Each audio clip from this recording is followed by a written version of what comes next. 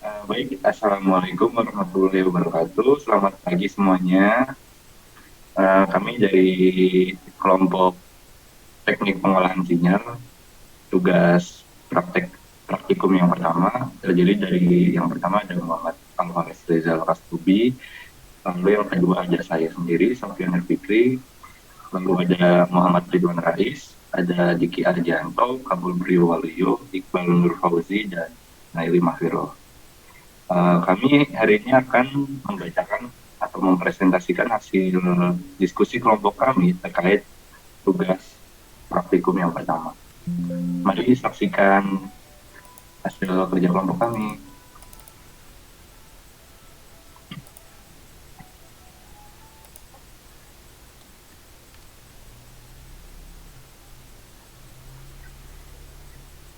Untuk soalnya yang pertama adalah Sugeng Widodo, seorang penggemar audio, baru saja membeli mikrofon kondenser secara online. Setelah mikrofon kondenser tersebut diujikan, dihubungkan ke jack audio 3,5 mm di notebooknya, ternyata hasil kualitas rekaman suaranya tidak sesuai dengan yang diharapkan. Nah, setelah Sugeng melakukan analisis, diperoleh fakta sebagai berikut. Yang pertama, ternyata Vout peak to peak dari mikrofon kondenser hanya sebesar 2 mV peak to peak maksimal. Dengan bandwidth mikrofon mulai dari 60 Hz sampai dengan 4 kHz. Sementara untuk Mac, spek MacBook-nya memiliki V-in peak to peak sebesar 200 mV peak to peak. Nah, di dalam otak Sugeng Kiswondo ada percakapan yang terjadi antara Sugeng Kiswondo dengan dirinya sendiri. Nah, inti percakapan di otak Sugeng Kiswondo sebagai berikut. Yang pertama, mesti ada penguat mikrofon yang menguatkan sinyal keluaran dari 2 mV peak to peak menjadi 200 mV peak to peak. Yang kedua, penguat mikrofon tersebut harus mempunyai bandwidth 4 kHz saja. Yang ketiga, desain penguat mikrofon tersebut harus disimulasikan terlebih dahulu menggunakan aplikasi simulator elektronik sebelum dapat direalisasikan di laboratorium. Next, silahkan. Baik, kemudian desain sistem penguatan mikrofon. Sebelum merancang suatu sistem, kita memerlukan suatu desain sebelum membuat suatu sistem tersebut. Di sini sistem terbagi menjadi 4 blok. Yang pertama, blok pertama mikrofon kondenser atau inputan atau masukan suara dari suara yang akan direkam. Kemudian ada buffer. Buffer berfungsi untuk penguatan awal sehingga saat suara dari mikrofon atau kondenser ini dikuatkan, sinyal tidak terjadi penurunan amplitude dari sinyal tersebut. Kemudian ada rangkaian penguat atau amplifier. Rangkaian ini merupakan rangkaian yang pusat atau yang kita rancang, yaitu rangkaian penguat amplifier. Di sini rangkaian utamanya, dan penguatan ini akan menyesuaikan dengan kebutuhan yang akan digunakan. Kemudian setelah dikuatkan, sinyal baru akan masuk ke MacBook. Seperti itu. Boleh dilanjut. Oke. Kemudian hasil rancangan perhitungan nilai-nilai komponen pasif. Nah, sebelumnya sudah diketahui bahwa V-in atau V-output dari mikrofon pasif ini bernilai 2 mV peak to peak. Kemudian V-out dari preamp ini harus mempunyai output 200 mV peak to peak. Kemudian bandwidth dari mikrofon tersebut berjarak dari 60 Hz sampai dengan 4 kHz atau 4000 Hz. Kemudian V-gain atau penguatan mempunyai rumus V-output dibagi V-input, yaitu 200 mV dibagi 2 mV sama dengan 100 kali, sehingga sinyal dari mikrofon harus dikuatkan sebanyak 100 kali. Kemudian V-gain ini kita rubah menjadi dB dengan rumus 20 log penguatan, yang setelah dimasukkan 20 log 100 sama dengan 40 dB. Maka kita harus mendesain rangkaian penguat dengan nilai penguatan 100 kali atau 40 dB dan memiliki frekuensi antara 60 Hz sampai dengan 4000 Hz atau dengan bandwidth 3940 Hz. Oke, lanjut. Baik. Oke, selanjutnya dalam mendesain rangkaian penguat yang memiliki batas atas dan bawah frekuensi atau bisa disebut juga dengan bandwidth, maka kita membutuhkan rangkaian bandpass filter atau BPF.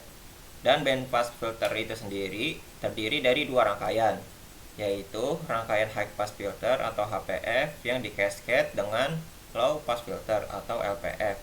Bisa dilihat dari gambar di bawah, yang sebelah kiri itu merupakan high pass filter dan yang sebelah kanan merupakan low pass filter, maka digabungkan menjadi band pass filter. Oke, lalu ada rangkaian high pass filter atau HPF harus dirangkai secara cascade dengan rangkaian low pass filter atau LPF dengan kombinasi sebagai berikut, di mana buffer disusun dengan di antara HPF dan LPF. Kombinasi tersebut kami pilih mengingat total dari penguatan adalah sebesar 40 dB, sehingga kami menggunakan satu buah buffer yang digunakan sebagai penguat sinyal, lalu rangkaian HPF dengan penguatan senilai 20 dB dan juga rangkaian LPF dengan penguatan senilai 20 dB.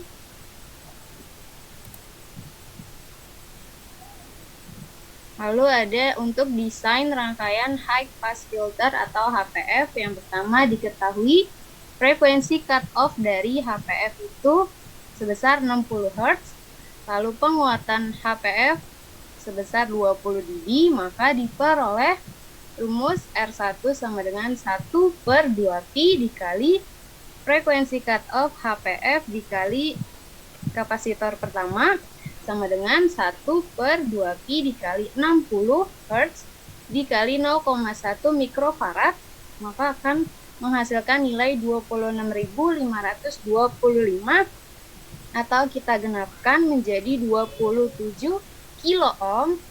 Maka untuk masuk ke R2 tinggal R1 dikali 10 pangkat dalam kurung 20/20 tutup kurung, maka R2 sama dengan 26.525 dikali 10 pangkat buka kurung 20/20 tutup kurung.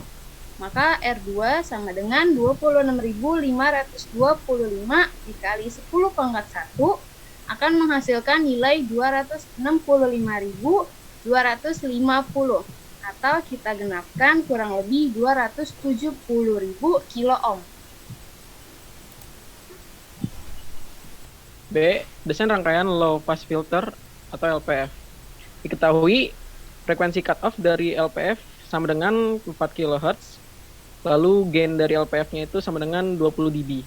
Maka untuk mencari R4, kita menggunakan rumus 1/2pi dikali frekuensi cut-off LPF dikali C2, kapasitor kedua, sama dengan 1 dikali 2pi dikali 4000 dikali 0,001 mikrofarad. Nah, di sini kelompok kami menggunakan kapasitor nilai 0,001 mikrofarad. Lalu dengan begitu menjadi hasilnya 39.789. Lalu digenapkan menjadi 40 kilo ohm. Lalu setelah itu kita akan mencari R3. Rumus dari R3 sama dengan R4 per 10 pangkat dalam kurung 20/20 sama dengan 39.789 per 10 pangkat 1 sama dengan 3.978,9 digenapkan menjadi 4 kilo ohm.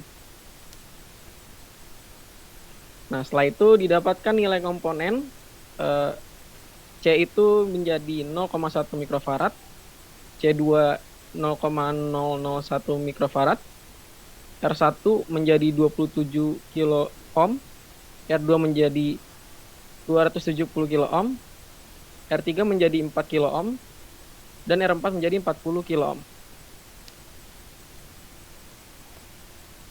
skema rangkaian.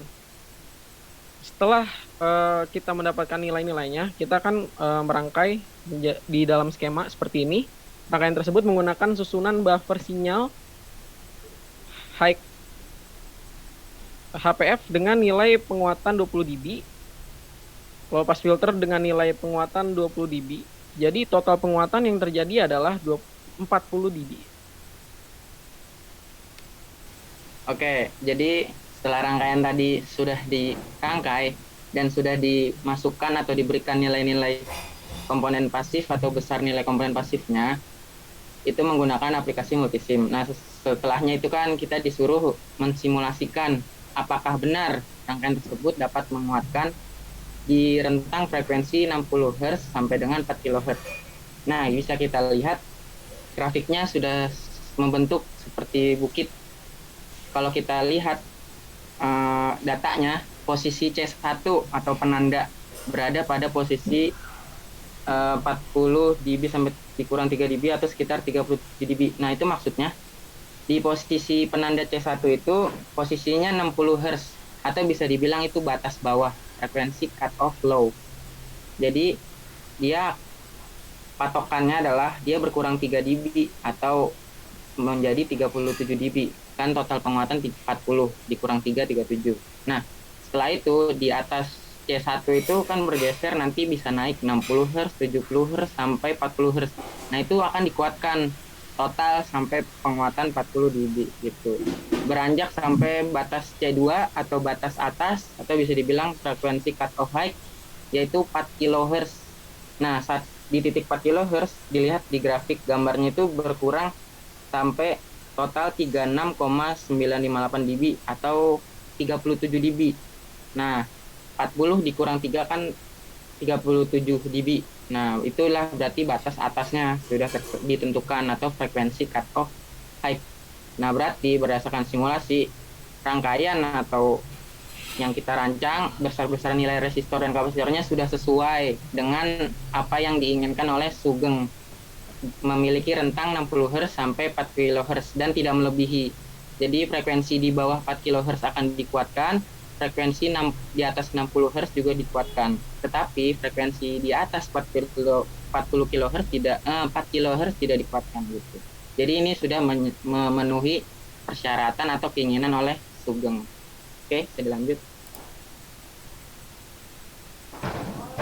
Baik, maka kesimpulan pada hari ini, praktikum hari ini, sebenarnya Bapak Sugeng ini bisa mendesain ya rangkaian preamplifier ini sendiri sesuai dengan kebutuhan, yaitu tadi harus memiliki 100 kali penguatan atau sebesar 40 dB dengan menggunakan rangkaian konfigurasi buffer sinyal yang dirangkai secara cascade dan ditambah lagi penguatan band pass yang memiliki nilai komponen seperti di atas yang tadi kita sudah hitung. Nah, tanpa harus membeli preamp merek Behringer Xenix Q502 bekas di Pasar Loak, Genteng, Kali, Surabaya. Harganya 1.000 kepeng, jadi tidak perlu lagi. Pak Sugeng sudah bisa membuat sendiri sesuai perhitungan tadi. Ya, terima kasih. Mungkin bisa ditutup dengan Saudara Sofyan. Itu saja presentasi dari kelompok kami, kurang lebihnya